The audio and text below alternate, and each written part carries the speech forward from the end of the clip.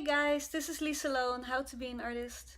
So the songs I'm producing are coming along really nicely. I spent the last 2 days in the studio recording the vocals for some of the tracks, and yeah, I'm definitely still in love with the songs, so can't wait to show you when they're finally out.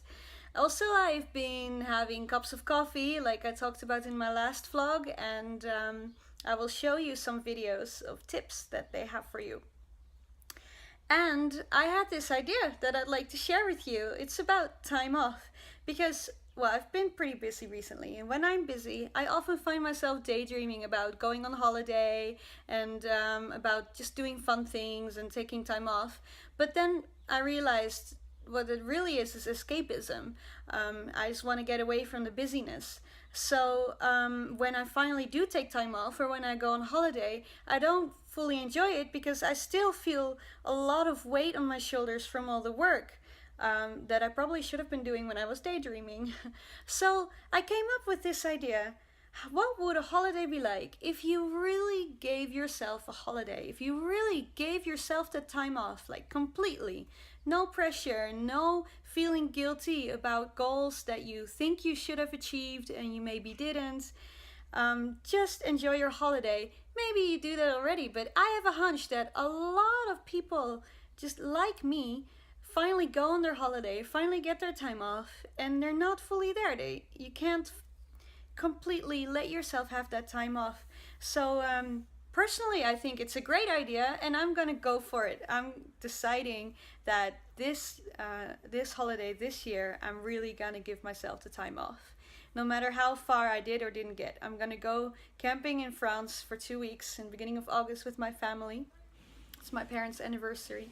And yeah, but also with time off. So if you just take the time off when you need it and fully enjoy it, and don't worry about anything else, then you will be able to work much better at times where you choose that you want to work. One thing that I've been busy with is the 30 Lattes project I talked about in my last vlog. And here are some people that I had a cup of coffee with, and they're going to tell you about their most passionate moment in their career. That must have been the night of the release of my EP. Everything went wrong before. We had a break-in the day before the release, and money got stolen while we were sleeping in our house, and then musicians got stuck in traffic and cars broke down, and everything went wrong. But then we decided, okay, it's just gonna be a joyful night and we're gonna celebrate, and so that's exactly what we did. And the concert ended with me just jumping around on the stage and just having a really good time, and I felt really alive in that moment. When I bought my Gibson guitar, and I was 17 years old, so it's quite a long time ago. But since then I played this guitar for several hundred concerts, and I did my study with this guitar, and every time I picked a guitar from the stand, I think, yeah, that's my instrument, and I can really remember the moment when I saw the guitar in the guitar shop, and I thought, yeah, that's my baby. It was the project Resound that I did with Ryer. It was a very big project. We had a worship night recording in the open air,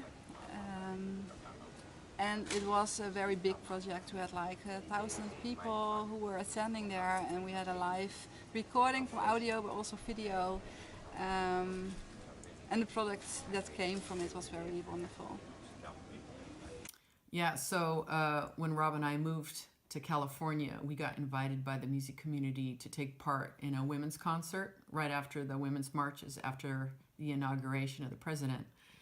And that was fantastic because we were able to sing one of my songs.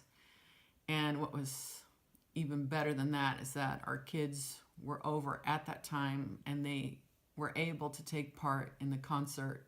And it was awesome to play in this 2,000 seat theater, packed out, people dancing and watching and singing and listening, and to play a song that I had written with my family. And then I also asked them to just give their best tip for you as an artist, and here it comes. I would say find out who you are and what you have to bring to the world, Don't let fear be the loudest voice in your life, and that's very easy to let that happen. And then just work really hard and don't be afraid to put yourself out there. Try to be yourself. Your music is what you are, and then people will believe you, I think. Follow the dreams that you're having. It's important that you follow what your heart is giving you, because you have talent and you are creative, and things you are dreaming of are there for a reason. And when it's not possible for you to accomplish it on your own, try to get the people around you are believing in you, are believing in your dreams, and will spend their time with you to achieve your goals. So what is my number one tip? Well, I'm a coach, so you might expect me to say get yourself a coach. But I think even more importantly is to discover who you are, to follow your heart, and to know that there's no limits. Well, I'm inspired. I hope you are too. Have a great weekend, enjoy the nice weather, give yourself some time off, and I'll see you on the next vlog. Like and subscribe and share and all of that if you want to follow me.